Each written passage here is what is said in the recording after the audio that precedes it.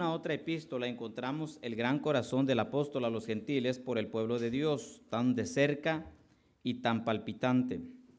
Aquí vemos al apóstol Pablo humano y se exhibe claramente sus sentidos, sus deseos, sus emociones, sus rechazos, sus anhelos y obligaciones quedan a la vista de todo lector o de todos los lectores. ¿Qué estoy diciendo con esta epístola que tenemos ahora? Nos toca 2 de Corintios.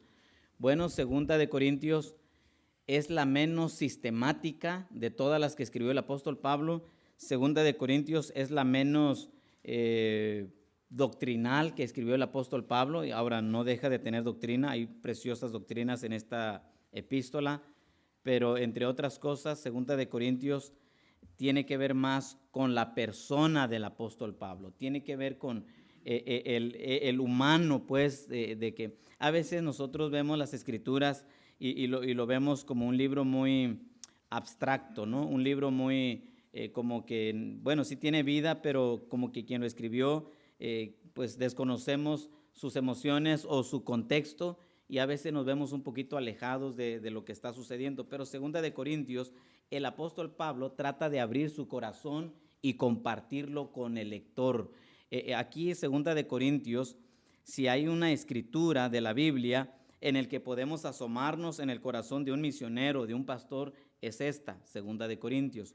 Y bien, hermanos, vamos ahí a la lección, por favor, para conocer, como les digo, cada semana estamos intentando de explicar a grandes rasgos la epístola o el libro y que ustedes al leerla sean muy familiarizados con ello y que llegue a su corazón. Título, bueno, el nombre Corintios es la misma del anterior, es el nombre de la ciudad de Corintio en el idioma griego y bueno, por eso es que se llama Corintio, donde se encontraba la iglesia a la cual se le dirigió la epístola. Así se llamaba la ciudad de Corinto y de la palabra Corinto se le llama a los que viven en Corinto, corintios, como a los de Tijuana, ¿cómo se les dice? Tijuanenses. A los de México, chilangos, ¿verdad? Bueno, algo así. Nada más es para que ustedes vieran que así es. Lo bueno que no salió una epístola a ellos, ¿no? Si no, vamos a la epístola de los chilangos. Pero ahí está, de los corintios. Por esa razón se llama así el libro.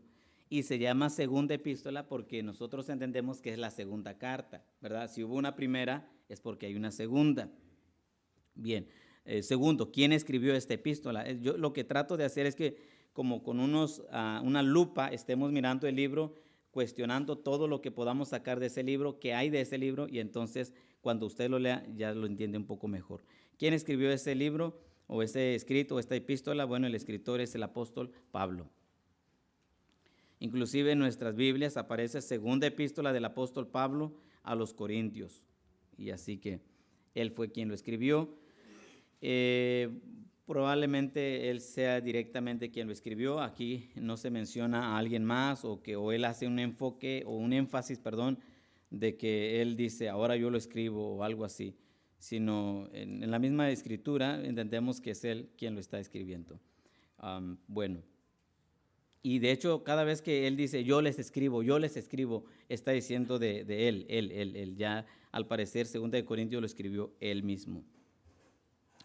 De hecho, se evidencia en la misma carta, miren cómo comienza diciendo, Pablo, apóstol de Jesucristo por la voluntad de Dios, y el hermano Timoteo, a la iglesia de Dios que está en Corinto, y con todos los santos que están en toda Acaya. Él dice apóstol, bueno, Pablo, él comienza introduciéndose, y de hecho a lo largo del escrito él siempre habla en primera persona, o sea, él se incluye. De hecho, este es el libro que más él hace uso personal de sí mismo.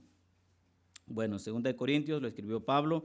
Y bueno, lo hay tanto internamente, es decir, en el texto mismo, como hay testimonios de creyentes del primer siglo y segundo siglo que dan fe de que él fue el escritor de esta epístola. De eso no hay mucha interrogación, porque hay algunos libros de la Biblia que se cuestionaron por un cierto tiempo y por eso es que hago ese énfasis de si realmente ese escritor lo escribió o alguien más. Bueno, 2 de Corintios, todos están de acuerdo, me refiero a la misma Biblia y a otros primeros cristianos de que Pablo fue el escritor. Ok, y aquí está acompañado de Timoteo. ¿Se acuerdan que Primera de Corintios 1 comienza diciendo que es él y un hermano llamado Sóstenes? Sóstenes. Bueno, ahora se llama aquí Timoteo, el que está a su lado. Fecha y lugar, escrito alrededor del 56 después de Cristo. Si el Señor Jesucristo ascendió a los 33 años aproximadamente, ¿cuánto tendría de que el Señor Jesucristo ascendió al cielo para entonces?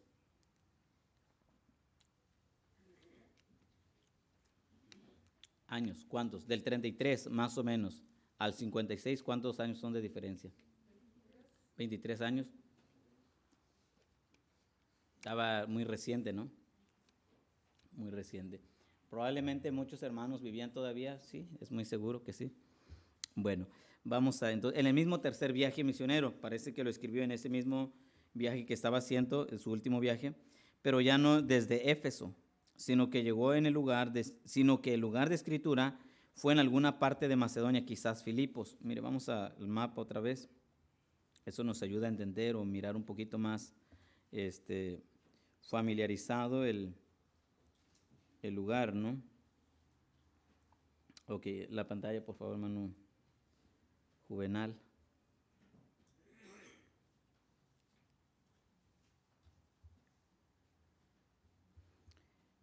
A ver, ok.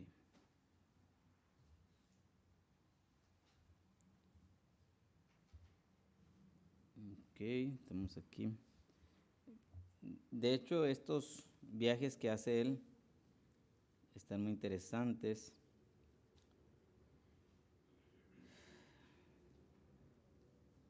Eran mayormente a caballos, ¿verdad? A ver. No quiso. Por cierto, apaguen sus celulares, hermanos, por si suena.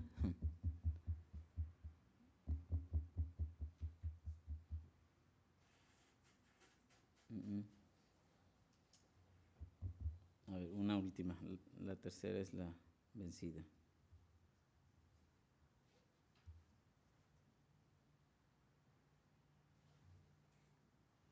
A veces con la tecnología sí ayuda bastante, pero a veces nos sale muy berrinchuda la tecnología. Miren, Macedonia es toda esa área, la de arriba. Y ahí tenemos lo que abarca Macedonia: Anfípolis, Filipos, Troas, Tesalónica, Berea, Atenas, Corinto, Éfeso. Entonces probablemente cuando escribe Segunda de Corintios, cuando escribió Primera de Corintios estaba en Éfeso. Cuando escribe Segunda de Corintios parece que hizo un recorrido hasta más al norte, hasta en Filipos. Ahí es donde se cree tentativamente que escribió la epístola. Bueno, vamos, región perteneciente al Imperio Romano. ¿Qué era lo que tenía él en mente cuando escribió esta epístola? Bueno, algunas de las razones por las que él escribió, o propósitos o intenciones por las que escribió esta epístola son las siguientes. Por lo menos yo encontré 4. Puede que haya sido más, pero más o menos son estos. Los propósitos con el cual Pablo escribe su carta son: número 1, para alentar. Yo, como ya no les dejé espacio, creo, pues ustedes pueden subrayar, ¿no?, algunas palabras claves ahí, como es alentar, para alentar a los creyentes de Corinto a que sigan adelante en su caminar con el Señor. Bueno, parece ser que la primera carta de Corintios, el apóstol Pablo estaba enojado porque la iglesia se estaba corrompiendo demasiado. Era una iglesia muy carnal, una iglesia muy mundana. Ellos estaban teniendo divisiones, roces dentro de su misma congregación. Ellos toleraban el pecado dentro de su misma congregación.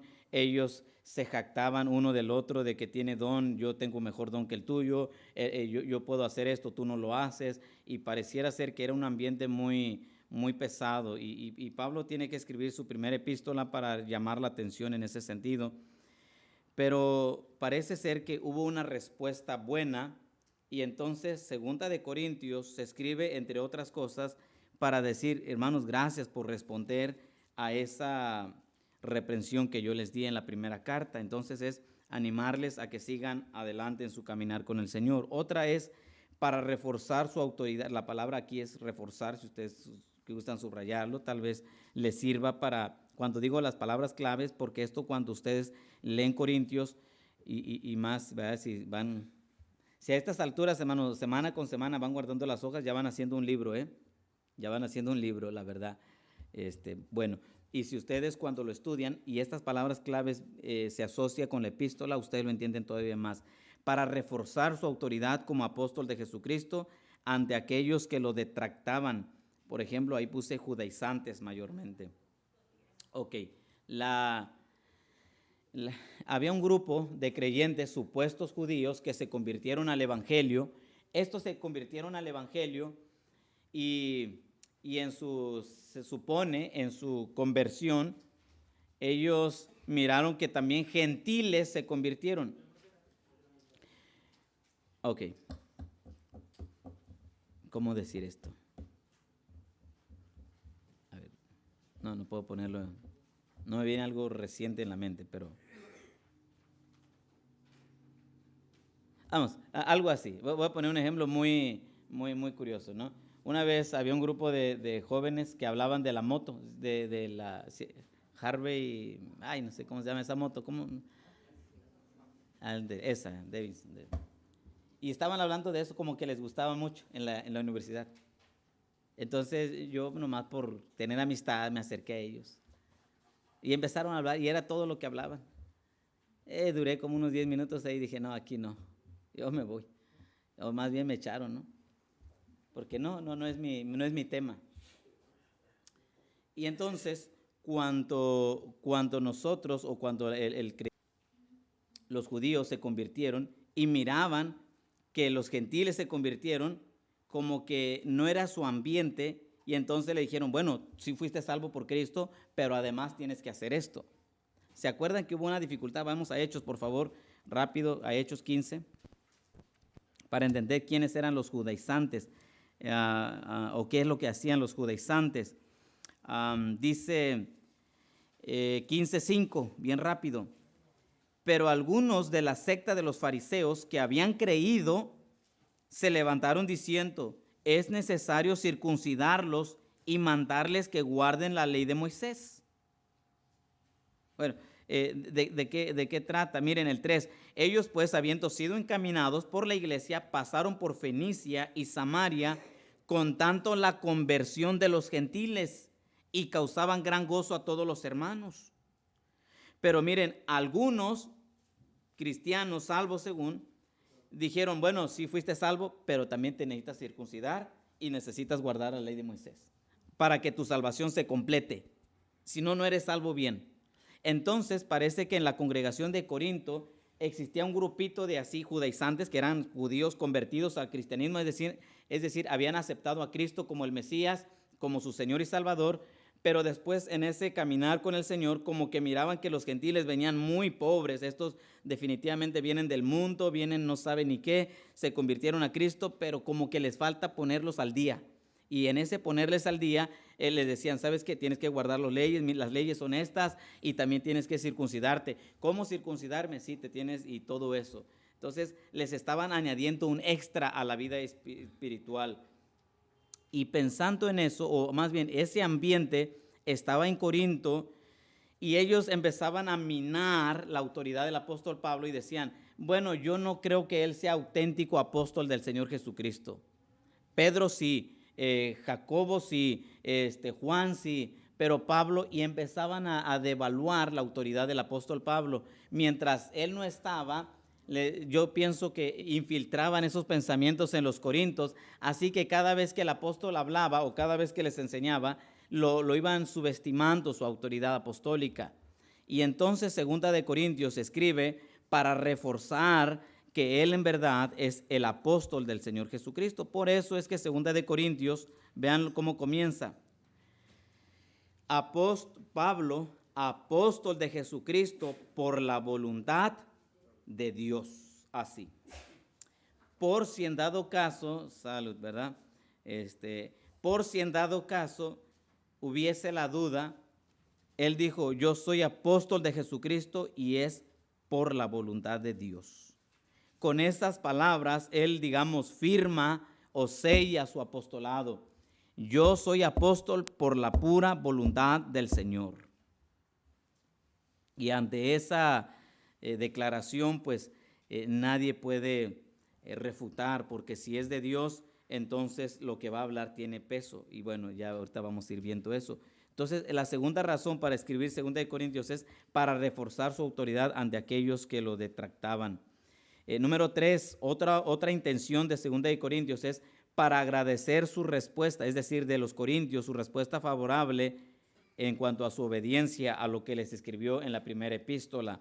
Como vio una respuesta favorable que ellos estaban respondiendo, por ejemplo, en el caso de aquel joven que estaba con la señora y respondieron a eso, él les agradece por su obediencia y bueno, entre otras cosas. 4, para que ayuden a los creyentes pobres de Judea y entre otras cosas, él tiene que recordarles que ellos necesitan apoyar a los hermanos que estaban batallando en Judea. Así que, bueno, miren, Judea, si ustedes ubican donde dice Jerusalén, en la parte sur, habían unos hermanos que estaban batallando económicamente fuerte. ¿Se acuerdan? Yo lo he dicho anteriormente en alguna ocasión en las predicaciones, que en este caso eran hermanos pobres económicamente porque como eran cristianos, eran judíos convertidos ahí en la tierra de los judíos, entonces los judíos, como los fariseos, los saduceos, la gente tradicionalista que no se convertía al cristianismo, los llegaron a odiar, a perseguir, les llegaron a quitar sus trabajos, sus bienes materiales, les llegaron a quitar todo nada más por convertirse a Cristo. Lo mismo que nosotros, hermanos. En mi caso, fíjese, no sé, en el pueblo de ustedes, y esto es extra, ¿verdad? Pero porque yo me convertí al evangelio, a mí ya no, yo no tengo derecho de entrar a mi pueblo. Bueno, sí puedo entrar, pero no puedo hacer nada. ¿Por qué? Porque yo ya no participo de las fiestas del pueblo. ¿De veras? Así. No, es que como no vas a sacar la fiesta, no sé si, eso ya es, entre paréntesis bien grande, ¿verdad? No sé si muriendo mi madre, no sé qué va a pasar con la propiedad. Porque como ya nosotros, sus hijos, no está ninguno de mis hermanos, no está mi mamá Pati, no nos van a dejar entrar. Bueno, es una cosa política ahí. Pero de mi parte es, no sé si hermana Pati va a querer su pedazo de tierra, pero vas a tener que sacar fiesta, ¿verdad? Hermana Pati, ya me la imagino organizando las. No. Pero eso es verdad, hermanos.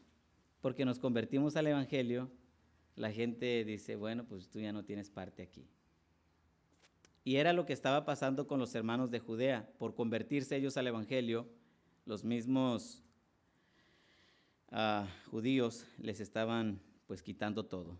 Y el apóstol Pablo, entre otros fines de su viaje misionero de llevar el evangelio, en su segundo viaje estaba recabando recursos en cada pueblo, en cada comunidad, estaba recabando recursos, con la intención de llevarles algo a los hermanos de Judea.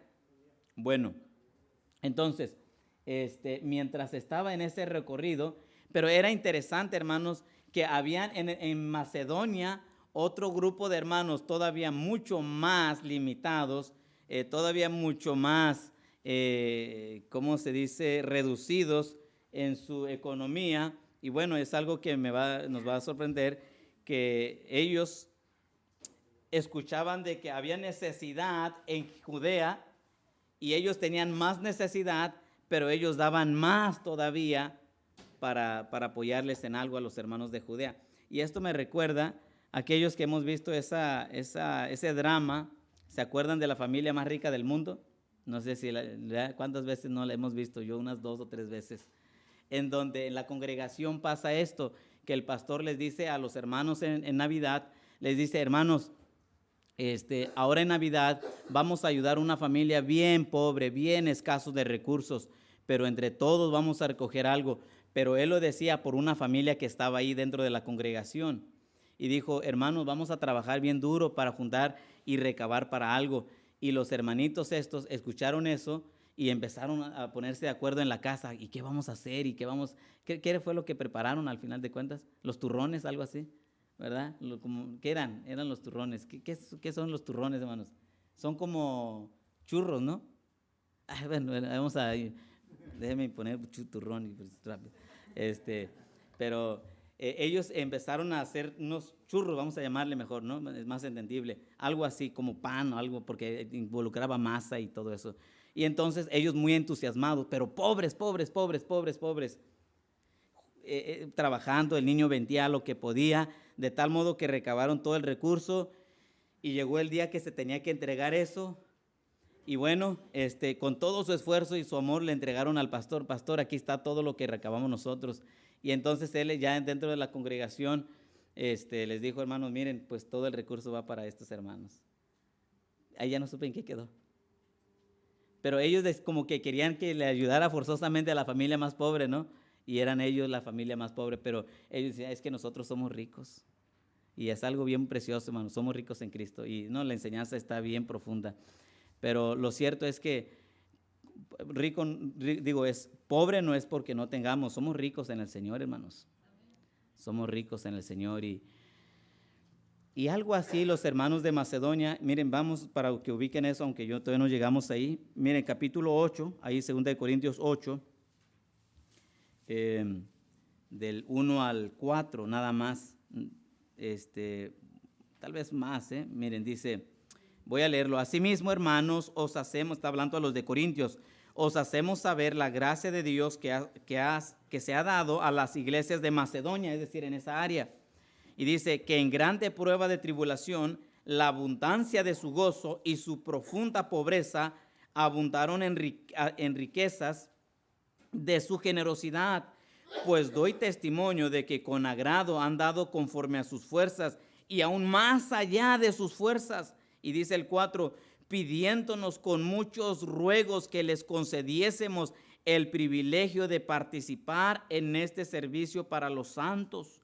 Y no como lo esperábamos, sino que asimismo se dieron primeramente al Señor y luego a nosotros por la voluntad de Dios. Dice el apóstol Pablo que ellos, que de su profunda pobreza abundaron en riquezas de su generosidad. Yo me imagino que cuando Pablo anunciaba de los hermanos de Judea, hermanos, vamos a recabar un recurso, y ellos escucharon y seguramente le dijeron al apóstol Pablo, hermano Pablo, nosotros también vamos a entrarle, pero el apóstol Pablo miraba que en ellos había más necesidad y les dijo, no, hermanos, ustedes necesitan más. Por favor, hermano Pablo, dice ahí que en el versículo 4, pidiéndonos con muchos ruegos, ¿verdad? Yo me imagino que ellos, por favor, hermano Pablo, déjenos participar. Hoy, hermanos, que tuviéramos ese corazón nosotros para la obra de Dios. Vamos a hacer la obra del Señor. ¿Verdad? Un grillito por allá, cri, cri. No, hermanos, que seamos de los que yo quiero participar en la obra del Señor. Y dice él, pidiéndonos con muchos ruegos que les concediésemos el privilegio de participar en este servicio para los santos. Saben, hermanos, en realidad, creo que vivimos en una ciudad muy generosa. Tijuana es una ciudad muy generosa, si usted no lo sabía, ¿verdad? A veces los que estamos aquí nos quejamos, pero vaya al sur, hermanos, y va a ver que ellos batallan más. Una hermanita que yo hablaba con ella, le digo, ¿cuánto gana la semana, hermana? 600 pesos, pastor.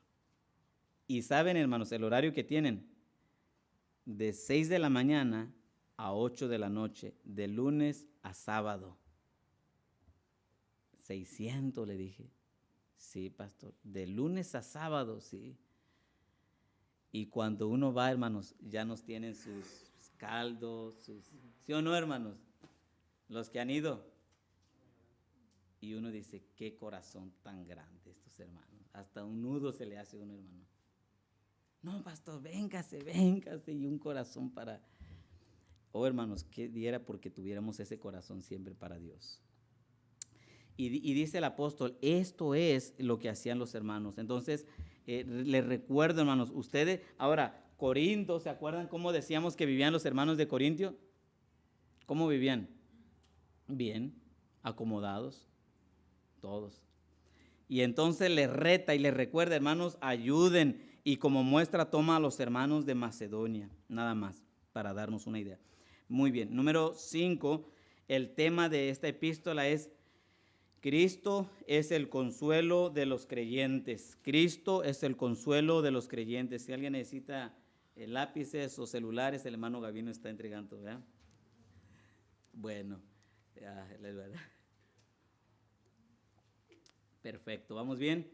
El tema es Cristo es el consuelo de los creyentes. Mire cómo comienza segunda de Corintios capítulo 1, versículo 3 y 4. Es más, hasta el 5.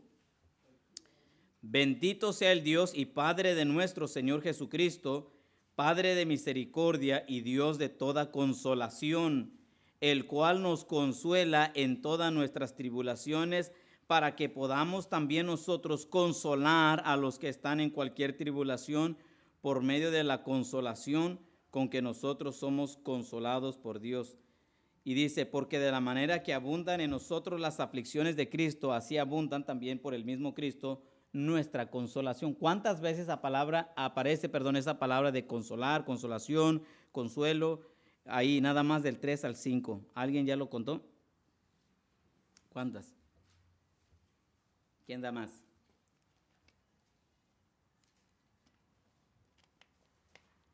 A ver, hermanos, ¿están dormidos? Buenos días. Dios bendiga.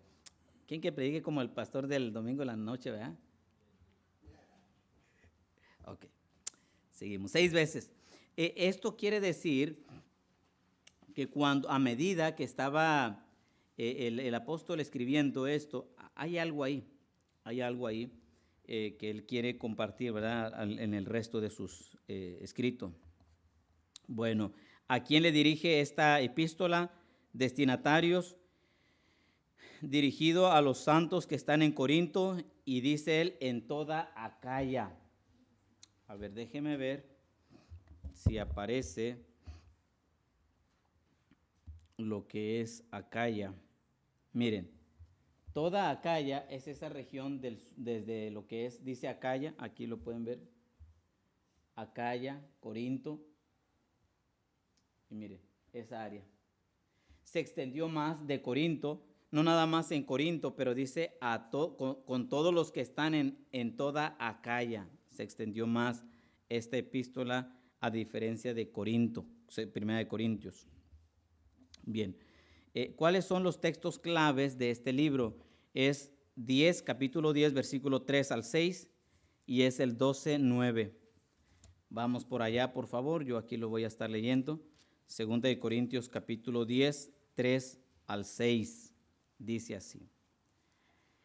Pues aunque andamos en la carne, no militamos según la carne, porque las armas de nuestra milicia no son carnales, sino poderosas en Dios para la destrucción de fortalezas, derribando argumentos y toda altivez que se levanta contra el conocimiento de Dios, y llevando cautivo todo pensamiento a la obediencia a Cristo, y estando prontos para castigar toda desobediencia cuando vuestra obediencia sea perfecta. Bueno, ahí leí hasta el 6.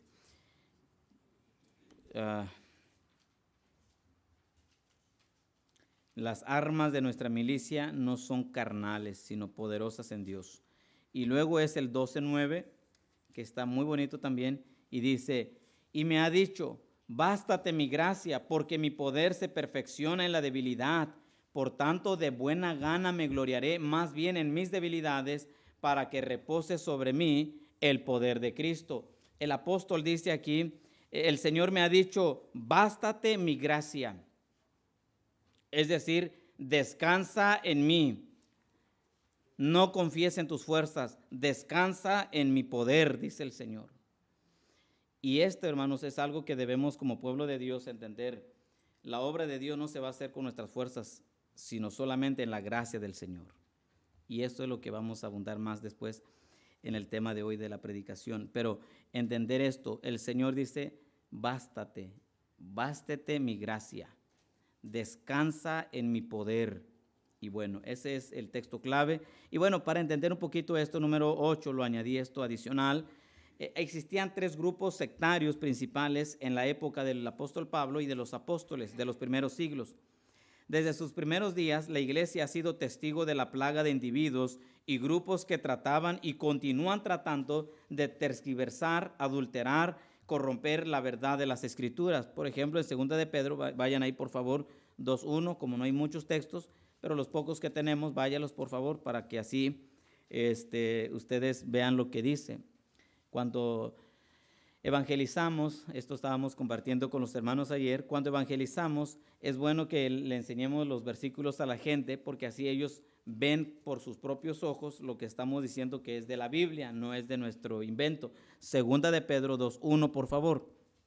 Y bueno, iglesia, cuando yo les doy un texto, usted vaya para que cuando se le predique, usted está viendo lo que realmente dice ahí. Dice, pero hubo también falsos profetas entre el pueblo, como habrá entre vosotros falsos maestros que introducirán encubiertamente herejías destructoras y aún negarán al Señor que los rescató, atrayendo sobre sí mismos destrucción repentina. ¿Qué está diciendo el texto? Hermanos, ha habido desde el primer siglo y hasta el día de hoy falsos maestros. Y desafortunadamente, ¿cómo ganan gente estos? ¿Cómo tienen muchísima gente? Falsos maestros. Uy, hermanos, si ustedes, bueno, yo no sé cómo, en qué momento, porque sabe el YouTube que soy cristiano y ya todo me pasa de cristianos al día, cristianos actualizados, soldados de Jesucristo, todos los canales cristianos me llegan a mí. Dije, caray, bueno, qué bendición, ¿no? O porque veo predicaciones y como que lo asocia y me manda noticias.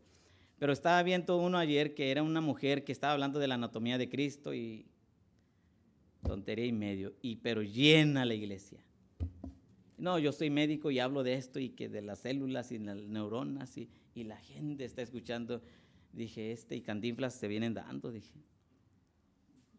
La verdad, hermanos, tantos falsos maestros que salen y la gente los escucha. Me quedo, de veras, tan cegada está la gente. Pero muchísimo. De hecho, hay que orar, hermanos, los vecinos nos ven. Y el vecino de aquí enfrente, yo oro y espero que un día Dios toque su corazón. Él se está animando a venir. Pero él me dijo algo. Dice, yo la verdad llegó un punto en el que ya me cansé de las iglesias. Le digo, ¿por qué? Es que los pastores todos negocian con la iglesia. Y empezó. Y le dije, yo también siento igual, la misma rabia, la misma impotencia. Y empezó a decir, pero aquí yo veo en ustedes que son bien humildes. Y empezó a describir, gloria a Dios. Y dice, mi esposa cuando cantan himnos, por eso canta fuerte, hermanos. Dice, mi esposa cuando cantan himnos, hasta se sale, dice, y se queda escuchando los himnos que ustedes cantan. Y hasta le da ganas de bajar a cantar, hasta llora, dice. A ver, un día salgan al baño mientras cantamos himno, a ver si es cierto que está parada, ¿verdad? Nada, no es cierto, no salgan, hermanos, no salgan. Pero es testimonio a ellos. Ahora, ¿por qué salí diciendo eso? ¿Por qué? Porque hay falsos maestros y él decía que hay tantos que nada más se la llevan y dice, y hablan bonito, dice. Y le digo, sí, hasta a mí, digo, o sea, encantan con su palabrería. Pero de esos, hermanos, han habido y siempre los hay. Pero lo curioso es que hay gente que los escucha. Cash Luna, Guillermo Maldonado, y ahí están, Marcos Witt, Adrián Romero, y todos esos predicadores de la prosperidad, Dante Gebel, a veces no sé en qué está, Joel Osteen. Hay tantos, hermanos, predicadores que hoy no son predicadores, son motivadores, o ¿cómo se dice? Psicólogos, o qué sé yo. Freddy de Anta, ya no sé ni quién mencionar ya. O sea, ya ni se sabe, hermanos, la verdad. La verdad. Yo digo, Señor, pero estos ahí ya cobran. Ay. Y cada vez más y más y más, hermanos. Mire, debo decirle esto, y no soy yo quien, pero debemos de dar gracias a Dios porque hay una iglesia que ama al Señor, que quiere hacer las cosas bien, que teme al Señor, que enseña la sana doctrina, hermanos. Debemos estar agradecidos. Una vez vino un señor, una persona aquí y dice, pocas iglesias quedan que aman al Señor. Pocas iglesias que en verdad están siguiendo al Señor. Y le dije, gracias a Dios. La gloria para el Señor. Hermanos, demos gracias a Dios por nuestra iglesia. Es lo que le estoy diciendo. Yo no sé, debe de salir un amén, hermanos. Ni una, como que no, ¿verdad? Tan, ay, pastor, esta iglesia. No, hermanos, estar agradecidos porque Dios nos ha bendecido con una buena iglesia. No perfecta, porque no lo hay, pero una buena iglesia. Ahora sí. Ya me voy.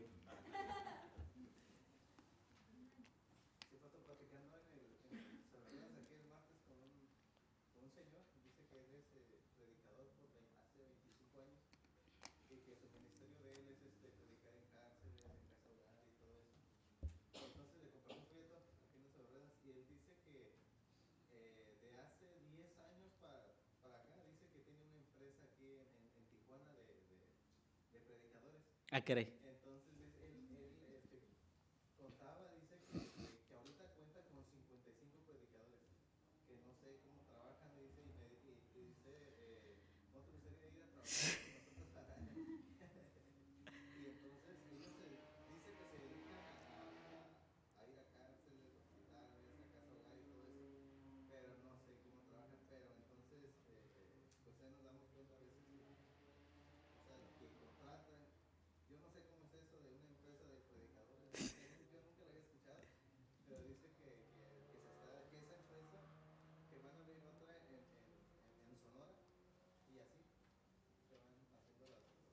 Oxos.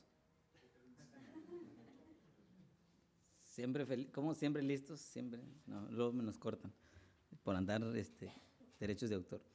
Sí, hermanos, hay un hermano en el sur me habló y dice, ay, pastor, ¿cómo le pido a Dios que un día mande a unos pastores aquí luego me dijo el pueblo, ¿verdad?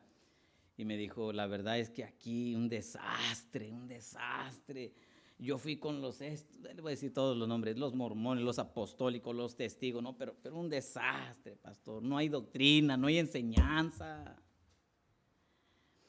Ay, dice, véngase usted, deje. No, no es cierto, ¿no? Pero sí, dice, es que aquí necesitamos una buena enseñanza y eso. Le digo, yo sé, hermano, yo sé, yo ruego a Dios que mande obreros y misioneros al sur de nuestro país. Y faltan, hermanos, una escasez, pero otra vez, gracias damos a Dios porque tenemos una buena iglesia, de veras. Apreciemos estas cosas, hermanos. Bueno, y entre estas cosas estaban estos grupos sectarios que se introducían en las congregaciones. Y bueno, entre los más destacados son los judaizantes, estos supuestos judíos convertidos al cristianismo, pero con el enfoque de hacer que otros practiquen las costumbres judías, como ya estos son los judaizantes. Luego, número 2, vienen los gnósticos. Los gnósticos, estos es algo así como hoy en día los masones, que siempre hablaban del conocimiento, de la sabiduría, de ser superiores, de siempre llegar a niveles de grados, de eso, algo así, los gnósticos. Más adelante vamos a ver de ellos, no en esta lección, sino en otra carta. Y los nicolaitas, otra doctrina que se estaba infiltrando en las iglesias, que se metía en las iglesias. Bueno, llegaremos también en Apocalipsis con ellos. Bueno, vamos al número 9, Romano, motivo de la carta, es decir, qué fue lo que motivó a escribir esta carta. En el texto 1:8 de 2 de Corintios, vean lo que dice. 2 de Corintios 1:8. ¿Están contentos, hermanos? Muy bien, gracias, hermanos.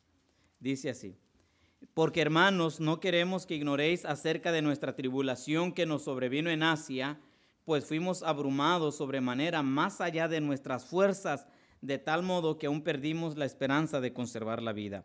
Bueno, a lo que el apóstol se refiere aquí sucedió en Éfeso.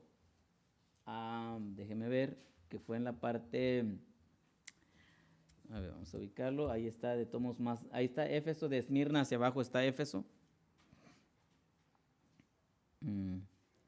Ahí está más solo, ¿verdad? Éfeso, ahí está. Esta situación le sucedió ahí. No quisiera ir mucho, pero se encuentra en Hechos capítulo 18, más o menos, para ubicar esta parte.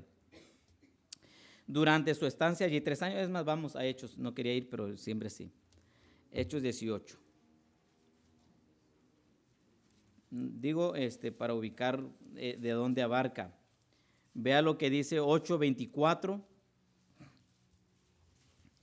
8:24, y dice: llegó entonces a Éfeso un judío llamado Apolos, natural de Alejandría, varón elocuente, poderoso en las escrituras. Bueno, y luego sigue hablando el versículo, llegando al versículo, capítulo 19, versículo 1. Aconteció que entre tanto que Apolos estaba en Corinto, Pablo, después de recorrer las regiones superiores, miren, lo que es Anfípolis, Tesalónica, Filipos, todo eso, vino a Éfeso, llegó a Éfeso. Ok. Y hallando a ciertos discípulos, les dijo: recibiste el Espíritu Santo. Y bueno, pero para dar la idea de cuántos, bueno, ahí se acuerdan que discutieron cada día, dice en la escuela, el 9, en la escuela de uno llamado Tirano, y después de ahí, ¿se acuerdan que el apóstol Pablo echaba demonios, sanaba enfermos? Y luego dice el 19:14, había 7 hijos de un tal Esceva, judío, jefe de los sacerdotes, que hacían esto, de que querían sacar demonios por el nombre de Pablo, del Señor Jesucristo. Y bueno, ahí está esa experiencia. Después encontramos el alboroto de que Demetrio, el que vendía los templecillos de Diana, y toda esa experiencia estaba el apóstol Pablo pasando cuando sucede esta escritura de 2 de Corintios. Bueno, durante su estancia allí de 3 años, durante su tercer viaje, el apóstol, sumamente trastornado por los informes que había recibido de las condiciones en Corinto, había enviado a Timoteo, por tanto, su primera carta a los Corintios, en la que exhortaba a la iglesia a no tratar mal a Timoteo. Ahí me faltó una separación, por favor. A no tratar mal a Timoteo, que es 16:10, perdón, y luego ahí donde les da instrucciones en 1 Corintios 16:10 acerca de Timoteo, cuando él llegue con ellos. Vean lo que dice 1 Corintios 16:10, y si llega Timoteo, y esta frase en otra versión es: en cuanto llega Timoteo, y quizás eso sea más claro, ¿verdad?, para nosotros, pero bueno, nuestra versión es: y si llega Timoteo, como dando una duda, pero es: en cuanto llega Timoteo, mirad que esté con vosotros con tranquilidad, porque él hace la obra del Señor así como yo, por tanto nadie le tenga en poco. Porque parece ser que Timoteo era un joven todavía, un joven que probablemente tenía apenas sus 40 años, y soltero, de un carácter muy tímido, y parece ser que él fue enviado. Bueno, sigo. Al parecer Timoteo no pudo resolver los problemas, y el mismo apóstol tuvo que hacer un segundo viaje, porque en 2 de Corintios, estos versículos, sin que vayamos allá, habla de un tercer viaje. Y en Hechos solamente encontramos el primer viaje que hizo a Corinto cuando plantó la obra. Pero en 2 de Corintios vemos que va a ser un tercer viaje, por lo tanto se deduce que el apóstol Pablo hizo un segundo viaje. Ok, si hay un primer viaje cuando los evangeliza, y en estos versículos menciona de un tercer viaje, quiere decir que hubo una segunda, que es la que no se registra en Hechos ni en otra escritura. Se cree que en este segundo viaje el apóstol Pablo hizo un viaje, digamos, relámpago, lo cual resultó un desastre para él mismo. Fue insultado por algunos en Corinto y regresó a Éfeso con el corazón hecho pedazos, lo que hizo que ahora enviara a Tito para que continuara con la labor. Entonces él envió a Tito, de acuerdo a estos versículos, pero parece que Tito se extendió más tiempo de lo esperado, y Pablo estaba muy angustiado por saber cómo le había ido a Tito. Primero, él envía a Timoteo, porque escuche, Apolos dejó la obra, dijo Apolos: yo no aguanto, yo no puedo con esta iglesia no se deja gobernar, esta iglesia no se presta.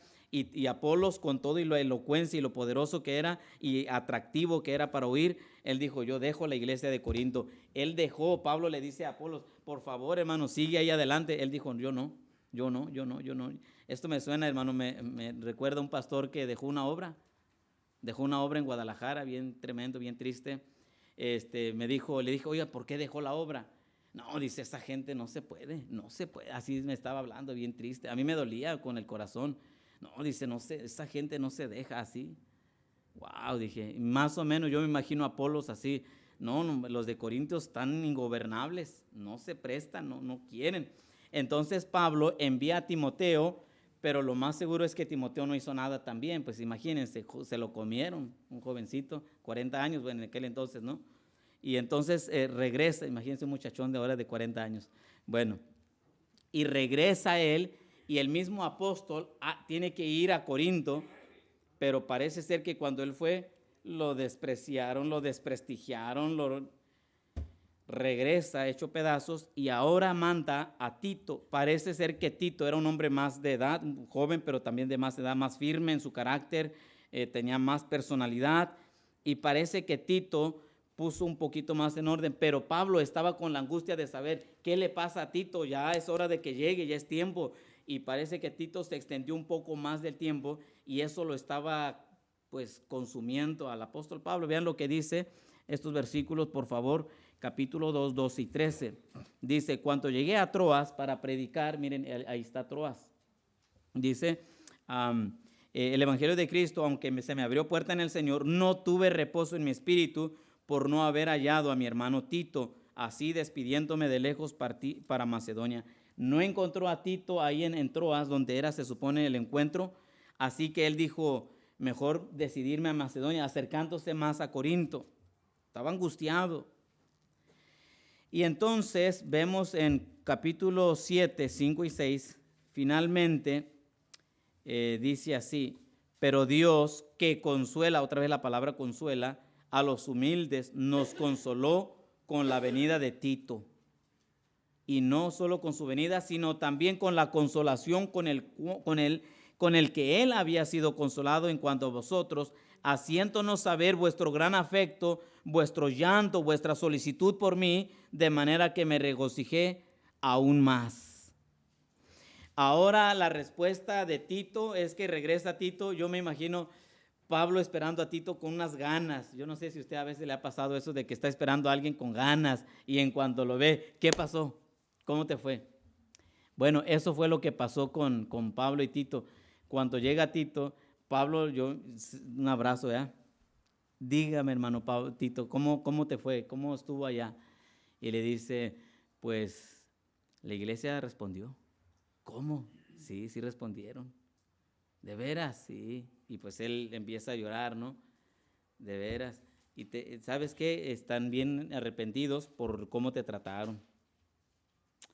De veras, sí. ¿Y qué pasó con el joven aquel? No, ya lo disciplinaron. ¿Y qué pasó con ya están listos para? Y empezó y dice él, más me regocijé todavía. Primero que Tito regresó sano y salvo, ¿verdad? Antes de que llegara igual que Timoteo, igual que él mismo, igual que... No, llegó bien. Ahora le dice, pues está bien la obra. Perfecto, bien contento. Y obviamente se cree que se hizo el tercer viaje. Bueno, ahí está. Y luego tenemos, al principio llegó a ser tan intrigante para Pablo, pero después resultó consolador, como él mismo lo dice. Vamos a la parte de atrás, por favor, el número 10, consideraciones especiales acerca de 2 de Corintios. Esta carta fue escrita en medio de agitaciones y conflicto por causa de ciertos miembros de la iglesia de Corinto, pero al mismo tiempo refleja el gran gozo y amor de Pablo hacia otros allí. Y luego la carta revela las profundas emociones del apóstol Pablo, como no lo hace ninguna otra epístola. Es el menos sistemático de los escritos de Pablo, pero el que revela más acerca del hombre mismo. Es decir, Pablo aquí se suelta en todo su sentir. Sigo diciendo, muchos estudiosos hacen una división de la carta de los capítulos 1 al 9 y del capítulo 10 al 13, que afirman que los capítulos 10 al 13 forman parte de una carta antes, conocida como la carta severa, por el tono en el que están escritos, y ahí están los versículos 2:4 y 7:8. En todo caso, esta sería la cuarta epístola a los Corintios. porque nuestra primera de Corintios que tenemos, él dice que escribió una carta antes. Entonces nuestra primera de Corintios sería la segunda de Corintios. Y esta segunda de Corintios se cree que, miren lo que dice capítulo 7, 8. Porque aunque os contristé con la carta, no me pesa, aunque entonces lo lamenté porque veo que aquella carta, aunque por algún tiempo os contristó. Y esta parece ser que era esa carta anterior a esta segunda de Corintios. En todo caso, esta segunda de Corintios sería cuarta de Corintios. O sea que no tenemos la primera ni la tercera. Ahora, ¿por qué razón? El Espíritu Santo, que preservó la Escritura y que en su voluntad, en su soberanía, inspiró solamente estas dos epístolas. Bueno, ahí está, ¿verdad? ¿Y por qué digo esto? Vean cómo comienza el capítulo 10, porque primero habla de consolar los últimos capítulo 9 hacia atrás, pero el 10 dice el 2, ruego pues que cuando esté presente no tenga que usar de aquella osadía con que estoy dispuesto a proceder resueltamente contra algunos que nos tienen como si anduviésemos según la carne. Y parece ser que estos capítulos están fuertes, que les escribe a ellos, y entonces algunos dicen, bueno, estos capítulos debieron de pertenecer a aquella parte de la anterior epístola, al segunda, que ya habla más un tono de agradecimiento, de afecto, ¿verdad? Bueno, ahora, independientemente que si es así o no es así, la cuestión es que tenemos la palabra de Dios completa y es lo que necesitamos saber. Ok, seguimos. C, la presencia de falsos maestros en Corinto que cuestionaban su autoridad apostólica, despreciando sus motivos y menospreciando su persona, hizo necesaria que defendiera su ministerio.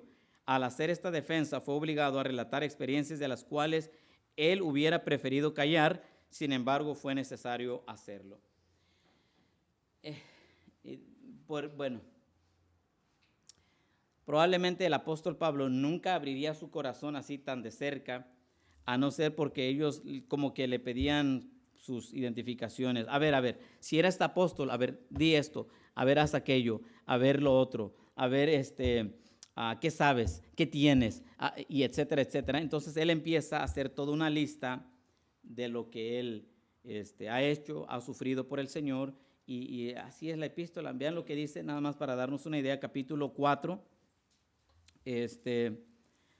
8, por ejemplo, una listita rápido ahí, dice 8 y 9, que estamos atribulados en todo, mas no angustiados, en apuros, mas no desesperados, perseguidos, mas no desamparados, derribados, pero no destruidos, ¿verdad? Y dice el 11, porque nosotros que vivimos siempre estamos entregados a la muerte por causa de Jesús, para que también la vida de Jesús se manifieste en nuestra carne mortal.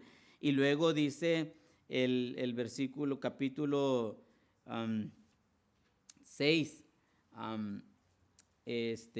4, dice 3, no damos a nadie ninguna ocasión de tropiezo para que nuestro ministerio no sea vituperado, antes bien nos recomendamos en todo como ministros de Dios, en mucha paciencia, en tribulaciones, en necesidades, en angustias, en azotes, en cárceles, en tumultos, en trabajos, en desvelos, en ayunos, en pureza, en ciencia, en longanimidad, en bondad, en el Espíritu Santo, en amor sincero, en palabra de verdad, en poder de Dios, con armas de justicia a diestra y a siniestra, por honra y por deshonra, por mala fama y por buena fama, como engañadores pero veraces, como desconocidos pero bien conocidos, como moribundos mas he aquí vivimos, como castigados mas no muertos, como entristecidos mas siempre gozosos, como pobres mas enriqueciendo a muchos, como no teniendo nada mas poseyéndolo todo.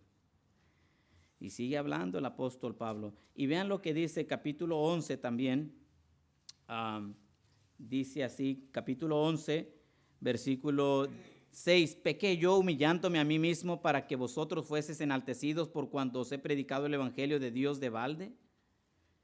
Y luego el 9, y cuando estaba entre vosotros y tuve necesidad, a ninguno fui carga, pues lo que me faltaba lo suplieron los hermanos que vinieron de Macedonia, y en todo me guardé y me guardaré de seros gravosos. Y luego dice, por la verdad de Cristo que está en mí, que no se me impedirá esta mi gloria en las regiones de Acaya. ¿Por qué? Porque nos amo, Dios lo sabe. Y luego empieza a decir en el versículo 16, otra vez digo que nadie me tenga por loco, o de otra manera recibidme como a loco para que yo también me gloriaré un poquito. Y luego dice de ahí en adelante, dice el 21, para vergüenza mía lo digo, para eso fuimos demasiados débiles. Pero en lo que tenga osadía, hablo como locura, también yo tengo osadía. Son hebreos, yo también. Son israelitas, yo también. Soy descendientes de Abraham, yo también yo. Son ministros de Cristo, como si estuviera loco hablo. Yo más, en trabajos más abundantes, en azotes sin número, en cárceles más, en peligros de muerte muchas veces. De los judíos 5 veces he recibido 40 azotes menos 1. 3 veces he sido azotado con varas, 1 vez apedreado. 3 veces he padecido naufragio, 1 noche y 1 día he estado como un náufrago en alta mar, en caminos muchas veces, en peligros de ríos, peligros de ladrones, peligros de los de mi nación, peligros de los gentiles, peligros en la ciudad, peligros en el desierto, peligros en el mar, peligros entre falsos hermanos, en trabajo y fatiga, en muchos desvelos, en hambre y sed, en ayunos, en frío y en desnudez, y además de otras cosas, lo que sobre mí se agolpa cada día, la preocupación por todas las iglesias. ¿Quién enferma y yo no enfermo? ¿A quién se le hace tropezar y yo no me indigno? Si es necesario gloriarme, me gloriaré en lo que es de mi debilidad. Ahí está él. Aparte de eso, capítulo 12, él estaba batallando con algo y dice el versículo 7, y para que la grandeza de las revelaciones no me exaltase desmedidamente, me fue dado un aguijón en mi carne, un mensajero de Satanás que me abofeté para que no me exaltase sobremanera, respecto a lo cual 3 veces he rogado al Señor que lo quite de mí, y me ha dicho, bástate mi gracia. El apóstol Pablo, entonces, 2 Corintios, hermanos, todo esto he pasado, ¿verdad? Yo no quería decirlos, pero por cuanto algunos creen que no, mi apostolado es verdad, es auténtico, pues ahí les va. Y yo creo que entendieron muy bien, ¿no? He tenido luchas y empiezan. Contenido de 2 Corintios. El contenido de la carta es muy personal. De todas las cartas que el apóstol escribió, destaca como la más personal. Esta destaca como la más personal de sus escritos. En ella Pablo elogia a la iglesia por haber puesto en disciplina a aquel que cometió fornicación, el incesto. Y también les pide que le perdonen, pues ya había sido confrontado. Explica un poco de los planes que tenía de visitarles. Anima a la iglesia que participen con los santos y responder a la iglesia por cuestiones tocantes a la autoridad apostólica que Pablo tenía. Y bueno, contexto de la epístola, rápido. La primera carta a los Corintios fue escrita con el propósito de corregir asuntos concernientes a la iglesia. El desorden se había apoderado de los hermanos y las cosas no estaban funcionando como debieran. Cuando Pablo escribió la carta, la primera carta lo envió por conducto de Timoteo, quien era un joven ayudante de Pablo en sus viajes misioneros. Todo parece indicar que los hermanos en Corinto pudieron haber tenido en poco a Timoteo por causa de la instrucción recibida. Pablo, para asegurarse de la vida espiritual de la iglesia, envió a Tito, quien se había quedado para ver con Pablo en la ciudad de Troas, donde conocieron a Lucas. Bueno, ahí luego Lucas se añade, ¿no? Mientras Timoteo estaba yendo a Corinto, Pablo se quedó en Éfeso para tratar de reforzar lo que había enseñado. La situación en Éfeso se agravó, por lo que tuvo que salir de la ciudad dirigiéndose hacia Macedonia. Fue así como Pablo se encontró con Tito y le dio las buenas que los hermanos en Corinto habían recibido con gratitud la carta. Y entonces él todo esto hace que escriba 2 Corintios.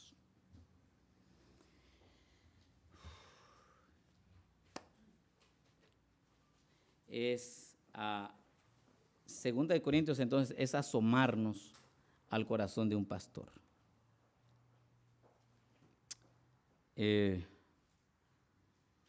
A veces uno dice, bueno, ¿qué hace el pastor, no? Yo preguntaba una vez al pastor Luis, pastor, ¿en qué gasta más su tiempo usted? Yo sé que hace la obra de Dios, yo lo respeto y todo eso, pero ¿qué es lo que le consume más tiempo a usted? Y me dijo, algo que tú también vas a entender un día. Y ahora cuando está uno en el lugar, uno dice, es verdad. Es verdad, hermanos, orar por el pueblo de Dios, uno por uno. A veces no sé qué tiempo pasa y digo, Señor, hasta aquí voy a hacer la listita hoy, ¿verdad? Aquí marco. Ahí nos vemos en la tarde, Señor. Vamos a seguir con el resto. Y uno continúa orando. Tal vez Yo preguntaba una vez, digo, ¿necesita uno decir siempre lo que uno como pastor tiene en su corazón? ¿Es bueno abrirse? Cuando leí 2 de Corintios, yo digo, sí, ahí está Pablo. Él dice, probablemente muchos no comprenden, no captan todo lo que un pastor hace o lo que es, pero otro pastor sí lo entiende.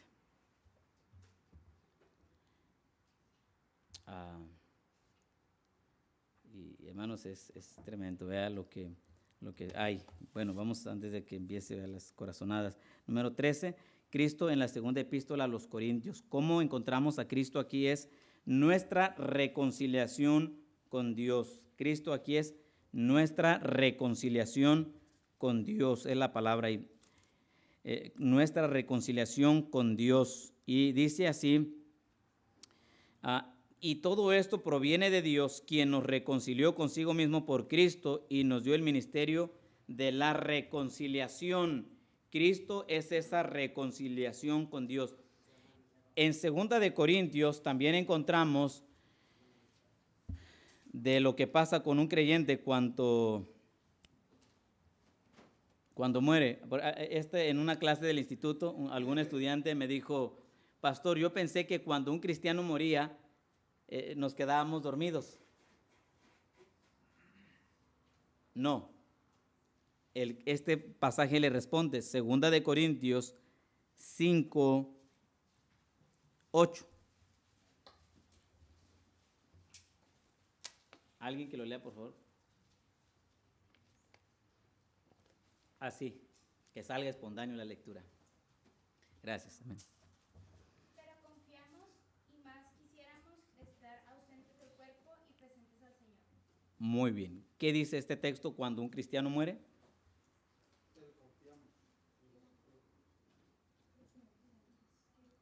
Ausentes del cuerpo. ¿Y qué pasa? Ausentes del cuerpo, presentes al Señor. ¿Qué pasa cuando un cristiano muere? ¿Y qué pasa? ¿Ah, sí? Si un cristiano muere en este momento, inmediatamente está con el Señor. No es de que se queda dormido.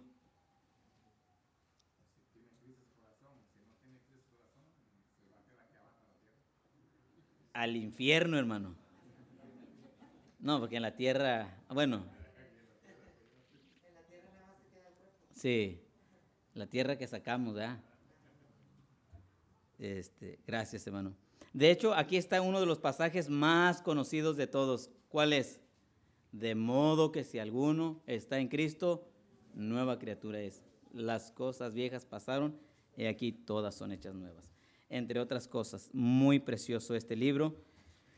Pero Cristo es nuestra reconciliación con Dios. Ok, conclusión.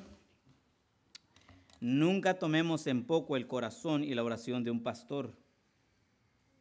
En la primera epístola de Corintios encontramos de Pablo a un maestro que aconseja, que instruye, que enseña, así son las cosas.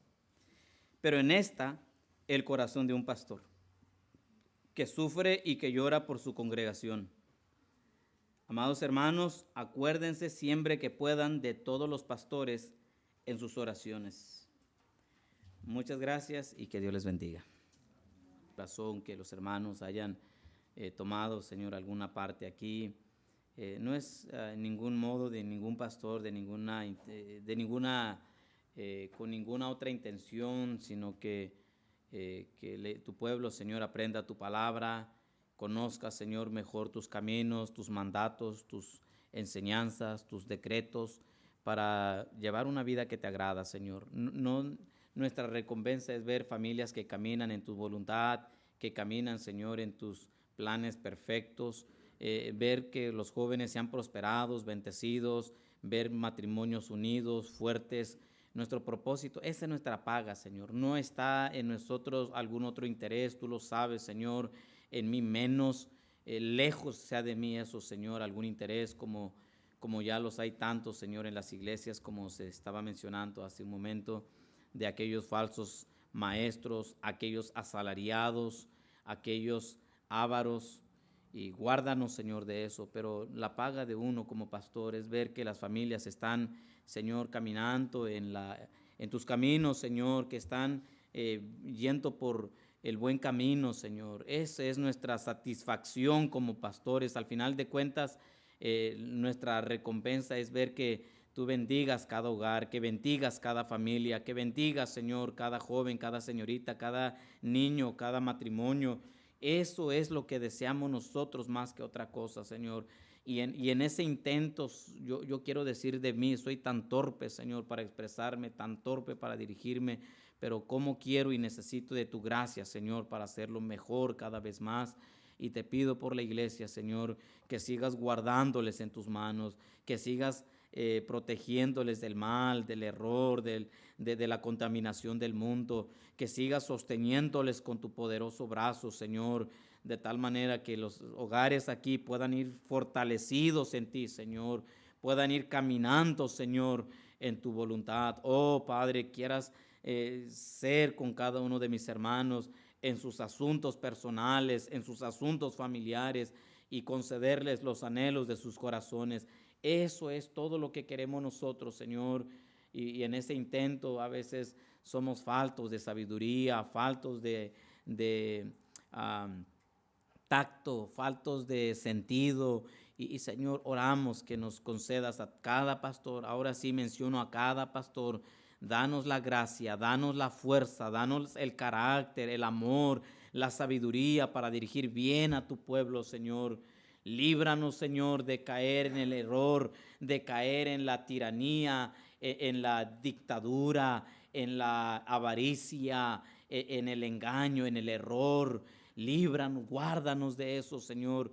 Guárdanos del adulterio, de la fornicación. Guárdanos, Señor, de toda malicia y ayúdanos, Señor, a ser hombres y en este caso me refiero a los pastores, hombres comprometidos, hombres santos, hombres que caminan contigo, Señor, cerca de tu corazón. Oh Padre, concédenos a los pastores más amor por ti, por tu obra y por tu pueblo, Señor, y por las almas. Oh Señor, quieras enseñarnos más de lo que nosotros podemos apreciar, así a una lección tan efímera como la que tuvimos, pero que tu Espíritu siga trayendo convicción al corazón. Te lo rogamos y te suplicamos todo esto, Señor, en el precioso nombre de Cristo Jesús. Amén. Amén. Bueno, hermano.